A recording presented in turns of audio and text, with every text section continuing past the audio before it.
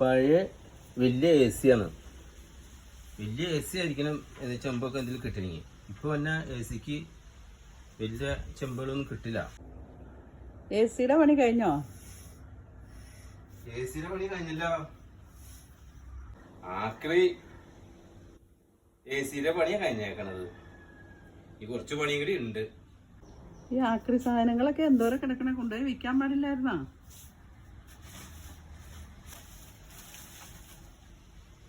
രണ്ട് പീസ് കൂടി കട്ട് ചെയ്യാനുണ്ട്. കട്ട് ചെയ്തിട്ട് നാളെ കൊടുക്കാം.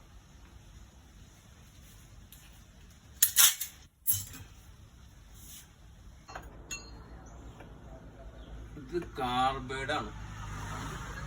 കട്ട് ചെയ്ത് വില കിട്ടും. ഇതിൻ്റെ അടുത്ത് ഇടയ്ക്ക് ചെറിയൊരു ഇരുമ്പിന്റെ പീസ് ഉണ്ട് ചെറുത്. അത് കട്ട് ചെയ്ത് കൊടുക്കണം. അല്ലെങ്കിൽ ഇരുമ്പിലെ ഒരു കൂട്ടുകൊള്ളു. അപ്പൊ ഇത് കട്ട് ചെയ്യണം. കട്ട് ചെയ്ത കാർബൈഡ് ന്യായമായ പൈസ കിട്ടും. ഇത് അലൂമിനിയാണ്. അലൂമിനിയൊക്കെ കിട്ടിയത് ഇതിനൊക്കെ സെപ്പറേറ്റ് പൈസ കിട്ടും. പിച്ചള, ഇതൊക്കെ പിച്ചളയാണ്. നമുക്ക് ചെമ്പ് കിട്ടും.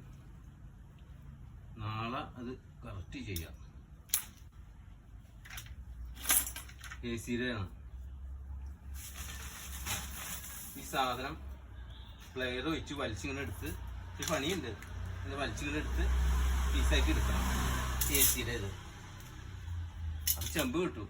അപ്പൊ ക്ഷമ വേണം. ക്ഷമയുണ്ടെങ്കിൽ പണിയില്ല എന്നൊക്കെ പറഞ്ഞ വെറുതെ ആണ്. പണിയുണ്ട്, ന്യായമായിട്ട് പണിയുണ്ട്. അപ്പൊ നമുക്ക് എ സി, പഴയ എ സി, വലിയ എ സി ഒക്കെ നമുക്ക് കിട്ടുകയാണെങ്കിൽ ന്യായമായിട്ട് പൈസ കിട്ടും. നമുക്ക് വർക്ക് ചെയ്യുന്നതനുസരിച്ച് പൈസ കിട്ടും. പക്ഷെ പണിയുണ്ട്, ക്ഷമയോട് പണിയണമെന്നുള്ളൂ. ഇങ്ങനെ വലിച്ചിങ്ങനെ ഇങ്ങനെ എടുക്കണം, ഊരി എടുക്കണം ഇങ്ങനെ. അപ്പൊ അതിന് ഇത് അലൂമിനിയാണ്. ഈ അലൂമിനിയത്തിനും വിറ്റാലും കാശ് കിട്ടും. അപ്പൊ ഇതൊക്കെ കട്ട് ചെയ്ത് പീസാക്കി ഇട്ടേക്കണേണ്. അപ്പൊ ഞങ്ങൾക്ക് 2 ദിവസം പണിയുണ്ടായിരുന്നു. പണിയില്ല എന്ന് പറഞ്ഞിട്ട് കാര്യമില്ല. പണിയുണ്ട്. ഇതൊക്കെ കട്ട് ചെയ്ത് എടുത്തു കഴിഞ്ഞാൽ ഞങ്ങൾ ന്യായമായിട്ട് കാശ് കിട്ടും.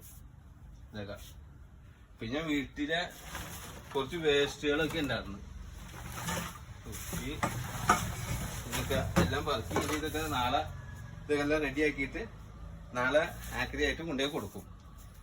ഇതൊക്കെ ഇതൊക്കെ നന്നാക്കി എടുത്തേക്കണേണ്.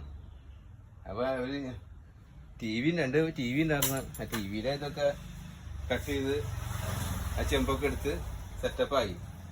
അപ്പൊ നാളെ ഒരു തുകയായിട്ട് വീട്ടിലേക്ക് വരാം. അതാണ് ഹാപ്പി മാൻ. ഓക്കെ.